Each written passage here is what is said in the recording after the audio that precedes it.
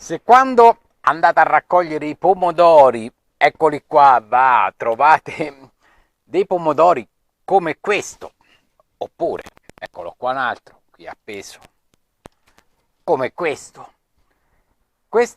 ragazzi non è una malattia, lo dico per i meno esperti chiaramente, questa è una fisiopatia, si dice così, che vuol dire che non è un fungo, non è un batterio, non è un virus, non è un insetto, è successo che la pianta si è stressata, ha avuto una siccità in un momento, ha patito la sete, quindi non è stata annaffiata in maniera abbondante, oppure l'abbiamo annaffiata magari ogni tanto, un giorno ci siamo scordati, insomma, e questo qui è quello che accade. E allora si forma questa macchia qui, il marciume apicale del pomodoro.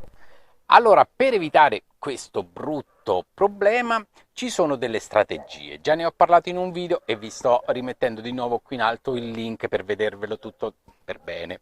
Le strategie sono sempre quelle di non far patire la sete e gli stress alla pianta del pomodoro, perché se fate sete o si stressa difficilmente riesce a prendere il calcio dal terreno tramite l'apparato radicale, e questo è quello che succede, perché se il calcio non arriva bene nel circolo linfatico della pianta e non arriva al frutto, si crea il marciume apicale. Pomodori e peperoni ne soffrono moltissimo. Quindi che vi consiglio di fare? La prima cosa, la strategia: fare una bella pacciamatura alle piante con paglia sterile, con segature, insomma tutto quel materiale organico che riesce a mantenere umido il terreno, perché chiaramente quando noi ce l'appoggiamo sotto il sole non batte direttamente sulla terra, l'acqua non evapora così velocemente e la pianta soffrirà meno la sete. Poi cercate anche di annaffiare frequentemente quando fa caldo, con queste giornate, con questi bei carichi di pomodori sulla pianta. Annaffiate magari tutte le sere, tutti i giorni, con acqua tiepida, e quindi prelevata magari il giorno prima, in modo che la pianta tutta la notte, per assorbirsi l'acqua, il terreno si bagna bene e riuscirà a sopportare tutto il giorno questa calura e non avremo questi problemi.